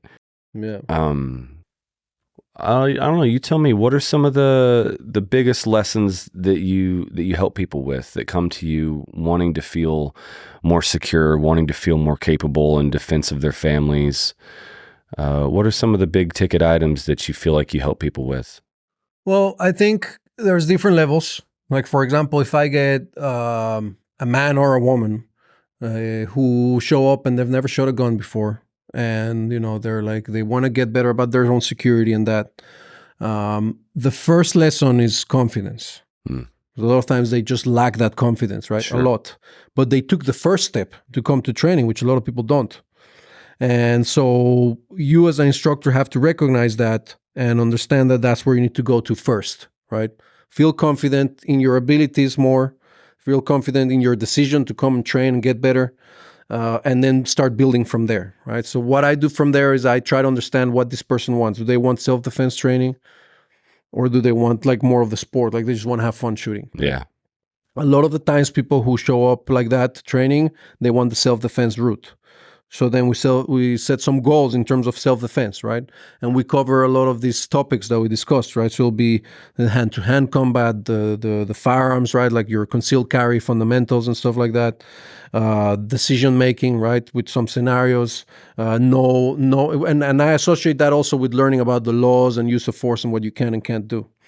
And even an element of it is some physical fitness. Like, you know, when you're teaching a beginner and they're shooting, they're getting that limp wrist malfunction every time. well, maybe before we shoot more, you need to work out a little bit, right? And maybe strengthen your grip. Yeah. If you can't like draw because it's a very exigent movement for your fitness level, then there's something you need to do to be functional, right?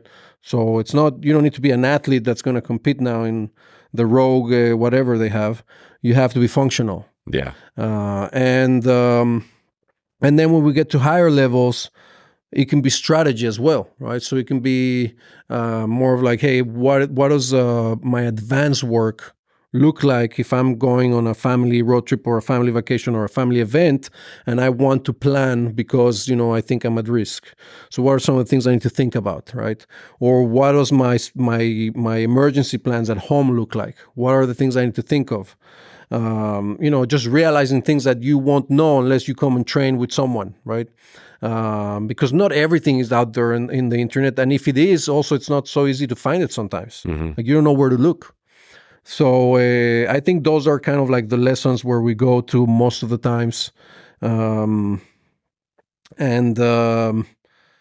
then throughout all of that, you as an instructor pass along some of your mentality and your mindset and your character to them. So if you are a good coach, a good mentor, then they'll learn from that as well. And that might help them with everything else, right? With the confidence, with the decision-making, with a lot of this stuff. And maybe then also teach some of the people that they have, like maybe their kids or something like that, which might come at the end of the day from what you gave them. Have you had any clients that have been through like a mass shooting or survived a mass shooting? Or maybe just have a very strong phobia of guns and are really working through some trauma. I've had that. Yeah. I've had that. And those are very challenging, but we've worked that. And I have people who've been like in dangerous situations. As far like a mass shooting, I don't think so. But I don't remember. And somebody with some trauma from... Yeah. Well, I've had in law enforcement students like that who responded to something. Yeah. I've responded to events of a mass shooting in Israel where, I jumped on like a motorcycle and tried to get to this area and found friends. And we're like, all right, let's go to this empty buildings, look for this guy here. Because he was like roaming around free, right? We didn't know where he was. And other situation where I responded with a team, right? As part of like, hey, this is our regional response and there's an event and we're going. Here, I've had some students like that come from law enforcement because I also teach for ALERT, which is a law enforcement active shooter response training out of Texas State University. They've got a really good curriculum and they teach all over the country. It's becoming kind of like the standard of active shooter response. So I've gotten to train, school district police and local PDs, and we have also some federal agents that train with us here and there at a level of active shooter response. And some of them have responded to events in the past. And, I'm teaching them, but I also learn from them a lot. And a lot of the doctrines are very similar, by the way. So, for example, like active shooter response, where you're kind of minimizing your own security a little bit to reach the attacker faster than you would on a more deliberate scenario, deliberate approach. So there's a lot of similarities and a lot of cross learning and stuff like that. So yeah, I've had some students like that. What I haven't had yet is someone who, or at least that I know of, who came to train with me and then responded efficiently on a mass shooting. That would be great. That'd be great if I did, because I think any instructor appreciates when you get like a call, and I've had a few of those where like, you taught me this, and then this guy came at me, and I brought him down and smacked him in the face, and this and that, and I just want you to know that I was thinking about what you taught me, and you're like, yeah, I'm proud of that, right? That's great. Or like, someone, I don't know, in an operation did something, and they call you, and they're like, hey, everything you taught me I mean, that's great. That's really great. That's what you look for as an instructor. It's definitely better than everything you taught me was shit. I got my ass kicked. I haven't gotten that one yet, but I hope I don't. You don't want that one. Yeah, we had a female that survived a mass shooting in Massachusetts. Wow. Come to us and wanted to learn, but was utterly terrified. And I started crying when the line went hot. Right. Yeah. And it just took a lot of time. And she was in a group. Initially, and then we did privates. Yeah. Like, let's do this one-on-one. Yeah. You know what I mean? Because just having someone standing beside her was too much, right? But she did well. She did great. I worked with her for like 2 years, and eventually she gave her husband the green light to buy guns, and then he went. That's just cool. You know, he went like great. Yes, like, yeah, green button, boom, everything right. Yeah, but she recognized like it's just a tool, and in a world where they exist, it's beneficial to know how to use it. Yeah, for sure. It's a great privilege. I'll tell you that. Yeah, I think more people should value that. Yeah. Obviously, unfortunately, it's not valued enough. But you know, growing up in Mexico City, and the things that I saw, and you feel helpless, man, because you can't have a gun. And if you do have a gun and you use it, you're also going to fail, no matter what. Yeah, and it's very bad. It's very, very bad. To have that privilege that it's not only that you can have guns, but you have laws that are meant to protect you when you defend yourself. Mm-hmm. That's the way to go, right? That's the human way to go. I think that's a human right. Yeah. When you look at, for example, there's so many examples here in Texas, right? Which is one of the best places for people who think this way. And, you know, I just valued that a lot. That was one of the reasons why when I say like the way I see America, right, and the way I value it and the American dream, that's part of like what I understand from the Constitution, which I think it's amazing. And I mean, I'm really invested in trying to safeguard that. Yeah. You know? And I know a lot of other people are, but it's funny that some of those are immigrants actually. Yeah.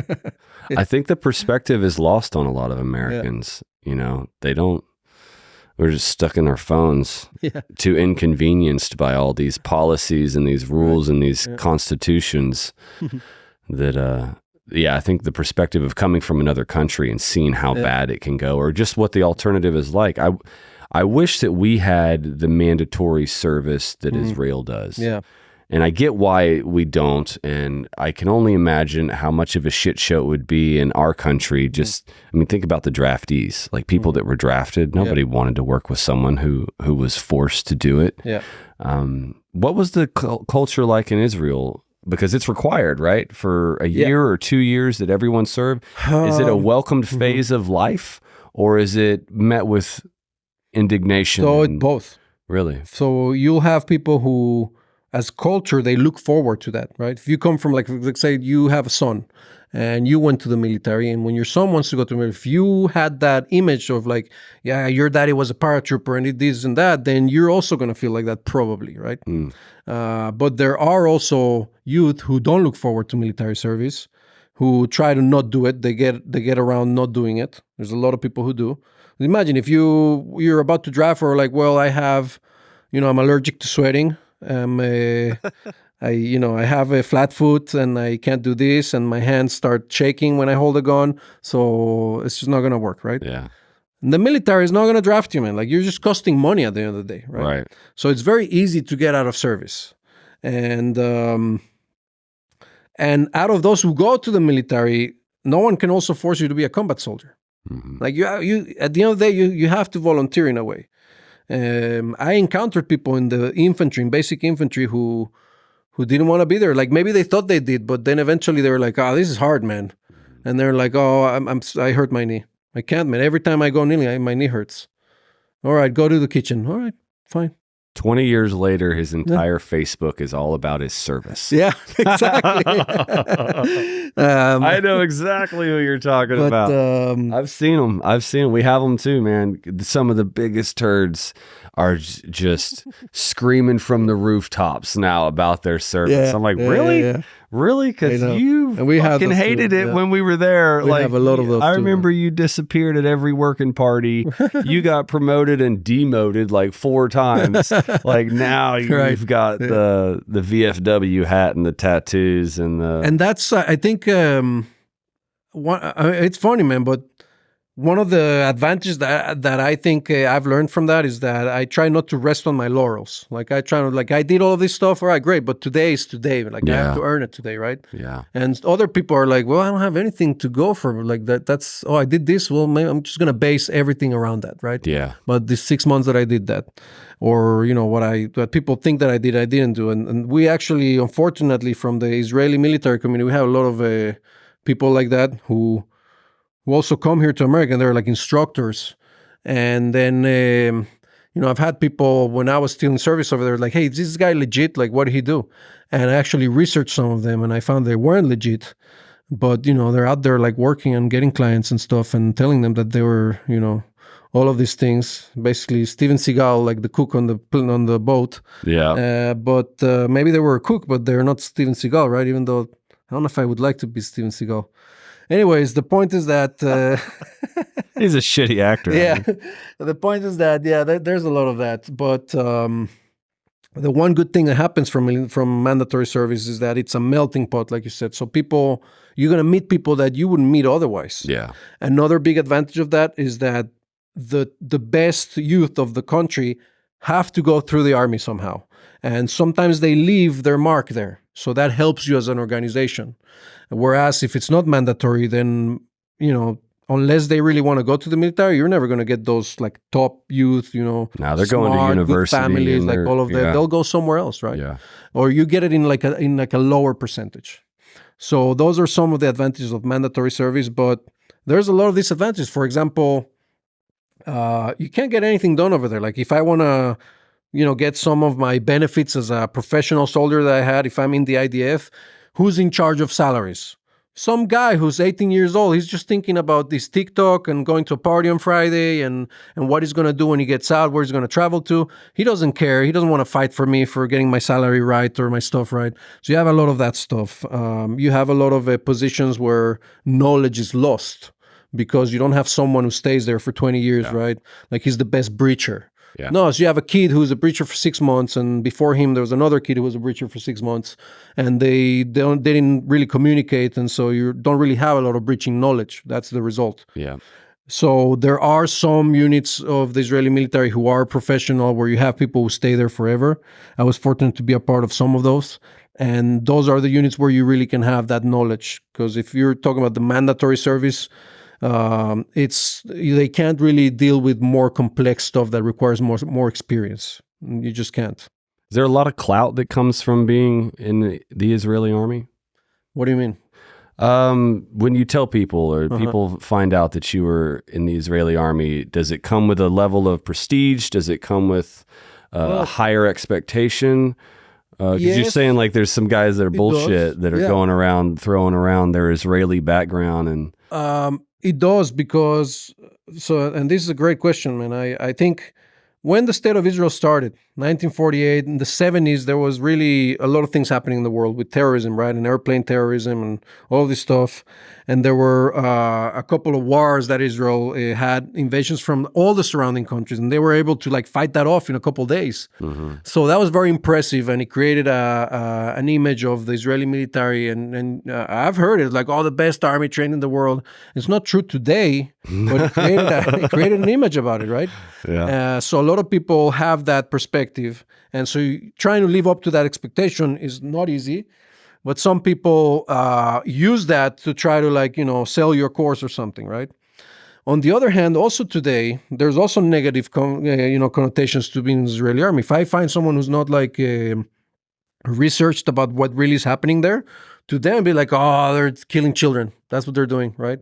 It's just this kid. They don't do anything. They don't have any combat. It's just planes. It's just this. It's just that. So on the other hand, I could also have that person. And to have that perspective. So I don't know, man. I don't try to use it as a type of a laurel too much. It's there. If you meet me and you ask me, I'll tell you about it. And what I try to do is identify the things that are undeniable, really, there from my experiences that I can, pass to you. Right. Mhm. So have I been in hostile environments, against a lot of odds, and worked in undercover stuff and doing dignitary protection and all of that stuff? Yes. And I've done that. I can teach it to you. But I'm humble enough to understand that, it's not a, it's not the best army in the world. And I've learned from a lot of that. I've had the privilege of working with counterparts as well. If I was in dignitary protection, part of the counter assault team, I worked with the Secret Service. I saw what these guys have, right? Their cat teams, and then I admire them, right? So it's more of like a mentor than it is like I'm going to say, I'm at the same level. No. Worked with Marines, right? We had Marine Corps visit us also, and Green Berets and things like that. So you learn a lot from all these units. European units and all of that. Even the Frenchmen, like they have some good stuff. What? Can you believe that? What? Even the French have a couple good units. It's unbelievable. That's funny. Even the Brits have still a couple good soldiers. I mean, I couldn't believe it, but they do. And so I've met a lot of counterparts from which I've learned a lot. But I think that's just me. That's just how I see things, And anybody can be arrogant about their service. And a lot of times that comes also from being in a bubble, right? Because if all you see is like this unit, this service, these things, and you don't like learn from others, then you think you know it all. And I've seen that in Israel, and I've seen that here too. Has it been hard since this war in Israel kicked off to have conversations with people? I mean, it's pretty hot button right now. People are either Israel or Palestine, right. And there's no middle ground, or there's no leeway given to the other side. Like, it's a really complex historical land dispute. Yeah, definitely. It's been challenging. Do you feel like you lost friends over it? Yeah, but they weren't good friends. Naturally, like, right? For example, I was surprised because there's a couple of people I went to school with in Mexico. Really? And Mexico is really... It's a country that is very like absorbent of whatever you give them, they'll just absorb it. Okay. And the media is very controlled. Everything's very oriented towards not having that freedom of thought. And also it's convenient to feed Mexico ideologies of colonialism, right? Because they have a history of colonialism. Sure. So, a lot of people, some people I went to school with, I see them posting all this stuff about colonialism and Palestine and all this. And I'm like, dude, like you don't even know where it is on a map. You have no idea of the biblical history that happened there. And you don't even know like what it is. Like, you know that there's Israeli Arabs. You know that Israel wasn't in Gaza. Maybe there's a blockade, but there wasn't any, there's no occupation of Gaza going on. Maybe now, right after this attack. No doubt. So people don't even understand that. They don't even know the complexity of having Iran, the United States, Saudi Arabia deal, like all of these things. They don't realize that stuff. They're just fed, it's occupying, occupiers, colonialism, oppressing, oppressed. And I feel like a big portion of society can only process things from that, from that perspective of like who's the oppressor and who's the oppressed, and that's it. So if you make it fit like that, 50% of people are just going to go on the streets and be like, yes, of course I'm with the Palestinians, right? They can't find the middle ground, like you said. The problem with that lens is if that's the lens you look at this situation from, then you can look at it from either side and be right. Yeah. I mean, the Jews were gone for a very long time. The Palestinians were there, and then the Jews came back. They were being crucified all over the world from all the places that they scattered to. I would want a home too, a place to feel safe. Yeah, you're right, man. Both Israel sides. is actually, if you look at it from that perspective, it can also be the greatest history of self-determination of a people. All right, where like they had their land, they didn't have a land, they found their land again, and then they made it a country. Yeah. So if you want to look at it from that perspective, it's actually a great example, right? Yeah. But people think that it's more like every Israeli is a white European, and they came there and they had Palestinian slaves, and then, it's oppressed, right? So they can only see things like that. And unfortunately, it's being pushed in Mexico a lot. There's a lot of socialism, communism type of a thing in Mexico as well. And that narrative is very much associated with Marxism, right? Of the oppressed and the oppression. So I've had some people like that, and I tried to speak with some of them, but, I'm not... at the end, I learned a long time ago, I can't make everybody happy, and I'm not going to change people's minds. It's kind of like, you have people who are always going to be Republican, you have people who are always going to be Democrats. There's some people in the middle that, if they hear you say something, they might tilt towards you at that moment. Yeah. But that's it. There are people on the sides, you're not going to change their mind. Yeah. And also, I think, on the other hand, what I see here in America going on, like the Palestinian protests, for the most part, they're very much associated with what happened in 2020. They're very much associated with people who don't exactly appreciate America the way that we've been speaking about it right now. So I'm not too worried about that. I'm actually happy that that's the case. I don't want them to protest and, cause trouble and take down American flags and, all sorts of things, and they vandalize memorials, right, of American history. But if they do that, well, that just shows you, because I don't think you've seen any Israelis do that. So that's something I think many people notice that, right? When you see like a Israeli protest, you don't see like kill all the Muslims, right? You don't see people saying that, or you don't see people like taking down American flags or vandalizing memorials of American history. So I think a lot of people value that, and I think they should. On the other hand, there's a little bit of everything. Like, you have Jews also protesting Israel, and you have Muslims also protesting for Israel. You have Iranians going on the streets and say, "Hey, we're stand with Israel." I follow, Saudis and other Muslim thinkers that are even Palestinians, like what's his name, Bassam Eid or something like that. There's a lot of really good information out there of people who are putting it out and be like, "Hey, just think about this logically and look at it like that." And I think people should be exposed to that. But on the other hand, you have to be in the middle somewhere, because you also, looking at it from outside, you have to understand also Israel is not perfect, and there's also bad things from Israel. And but you should identify which ones are there, not just what you're being sold, right? So identify what's wrong, what they could do better, what's wrong on the Palestinian side, what they could do better, and understand that it is a biblical conflict, that it is a religious conflict, that and you have extremism, right, that can be present on both sides, that have an agenda, and you have to also know what's around it, right? What are the geopolitical influences happening in that area right now? So I think a lot of people don't go that far, but like I said, I get it, and I don't care. There's nothing I can do about it. For the most part, here in Texas, at least, I've gotten a lot of support, man. Like, people reach out to me and, "How are you doing? And can I help you? And what's up with this? And what's up with that?" I mean, I go to places, I see flags, man, of Israel and the United States, and I don't even, it doesn't have to happen, but if I see it, well, great. That's awesome, man. Yeah. I don't need it. Like, for example, I've had a relationship with another company, and when Ukraine happened, so they were all about Ukraine, like, "Oh my God," and they're selling shirts of Ukraine and, profile pictures of Ukraine and everything. And then the thing in Israel happened and they didn't say anything, right? So I was like, okay, well, fine. I guess they want to stay out of the conflict of, because what it is. And I can even understand that. What I was telling one of them is that, you know what? I don't need you to post a profile picture in support of Israel. Like, I really don't care. In fact, if I was in your position, maybe I don't want the comments, right? You don't want the comment section. But if you have a relationship with someone who has a stake there, then why do you reach out to them? Be like, "Hey, how are you doing, man? What's up? Like, do you have any family there, any friends?" That doesn't cost any money. It's not public.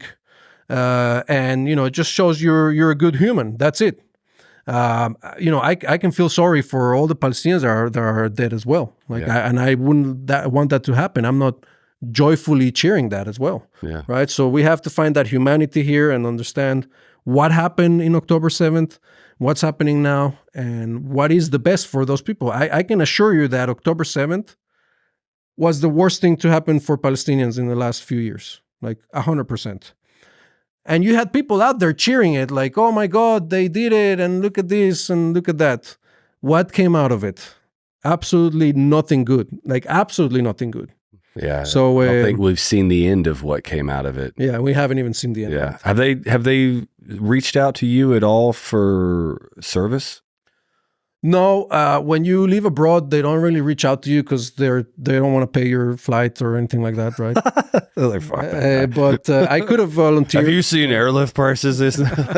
Leave him there. Are you sure you need extra leg room? Right.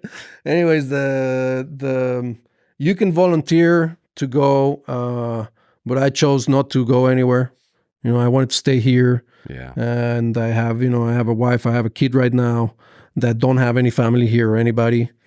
And I also just don't want to go, man. Like, I feel I left for certain reasons that country.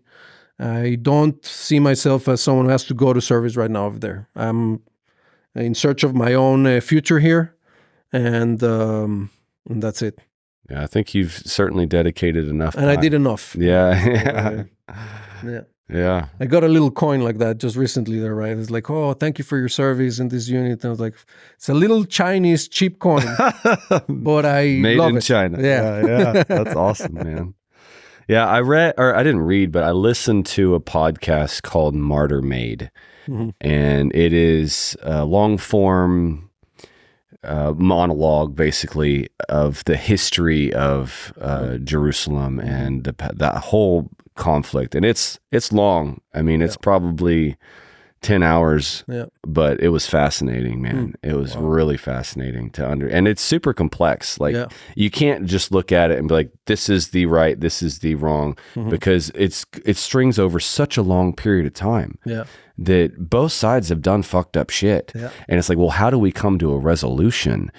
And I don't fucking know, man. Like, at the end of the day, you're probably just going to have to fight it out. Like, I don't know how to. They both claim the land. I think you could get a deal. Like, I think deal makers exist, man. The fact that you have peace with Jordan, peace with Egypt, you have now peace with the Arab Emirates, which has been a huge thing, right? Arab, Morocco, and I don't remember what other country. So, do you think enough time has passed that everyone's just like, all right, man, let's just call No, but I think you can create a deal that eventually will create that time. Because right now, if you talk about how the populations feel, they're not happy, right? Like, for example, Jordanians, if you go to the street, people don't support Israel, but they're at peace with Israel, right?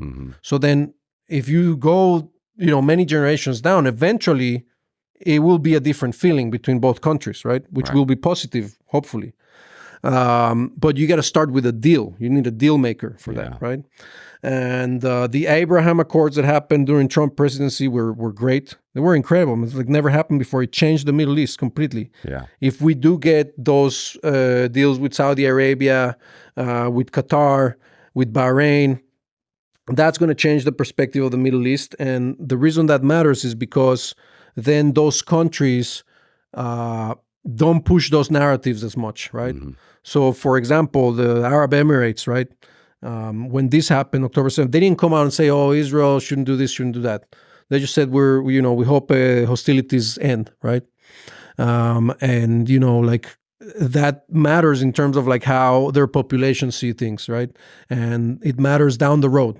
So like many, many years down the road. It also matters because then there's money to be made from both sides. That's the most important thing. If you find a deal where both people can make money and have good lives, that's the only thing that's going to work. And it'll be temporary first, but eventually can become more permanent, right?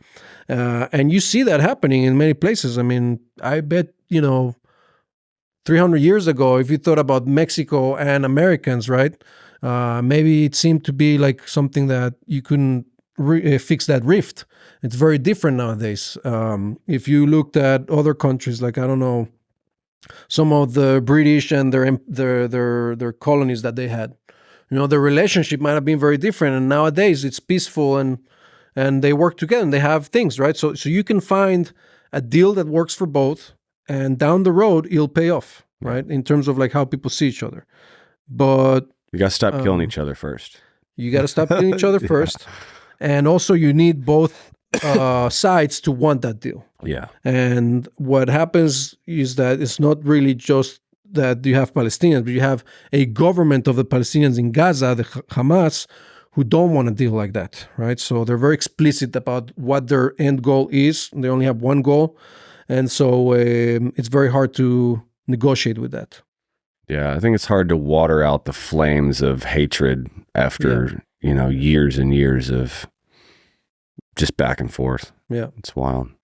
Yeah, I don't see it happening anytime soon. And that's also something that kind of I grew tired of, when I was there. Yeah. At some point I was like, why, I don't want to be a part of this anymore. And I don't want to have to think about it. I don't want to give it thought of this like hate, from both sides and all this stuff that's happening.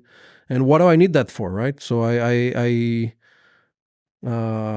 was fortunate that I have other identities in my life and background and things where I come from. And so I could extricate myself from that. Do you feel like there was a hatred perceived within the Israeli army for the Palestinians? Well, is it a very us them culture? I think that in general, the Israeli society, to a certain degree, also has hate towards the Palestinians, because of also the same thing, the same way they perceive it. Right? They've done this to us. They've done this to us. Right. They do that. They always do this. You stepping in from outside though, like from Mexico coming in. Did you feel? No, when I just got there, I didn't feel that. Okay. Because it's also different, right? What I was saying, for example, when I just got there and I was studying in this kibbutz, and there was a group of Israeli soldiers who they were in the Gaza border at this time, and they were in like an armored vehicle, and they stepped on an IED, very big one, very large one, and they just flew out in pieces, right? So one of my first memories being there, I wasn't a soldier there, is looking at the news and seeing the Palestinians in Gaza holding parts of their bodies out in celebration. Like, yay! Handing out candy and stuff like that. And I've never seen Israelis do that about dead Palestinians, right? I've never seen that happen. So I think there's just a difference in terms of like the approach. There's also many Israelis who are definitely not anti-Palestinian. Like I would say, I don't know how many, but I think a majority of the country wants peace, right? Whereas I don't know what the majority of Palestinians want. Like maybe they do want to just erase Israel from the map, right? So there are subtle differences into how they approach things. But you will find Israelis who do things and say things. I just think you'll find less of what you'll find on the other side. So that's the way I see it. I don't think, no, this side they're all perfect and they're fine. No. But the question is how many of them, what are the percentages, and what is the overall population, kind of like their mindset and their way of going about it, right? Right. So yeah, it's very different. Yeah. Well, I'm glad you're here. Thanks, man. I appreciate you coming in, man. It's been a great story. Hopefully they solve those things out there. And to anybody in the Austin area that's looking for some self-defense training, hit Bernardo up. There's books. I think it was Masad Ayub's an author, Andrew Branca, The Law of Self-Defense. These are all great things. If this topic interests you, look them up, check them out.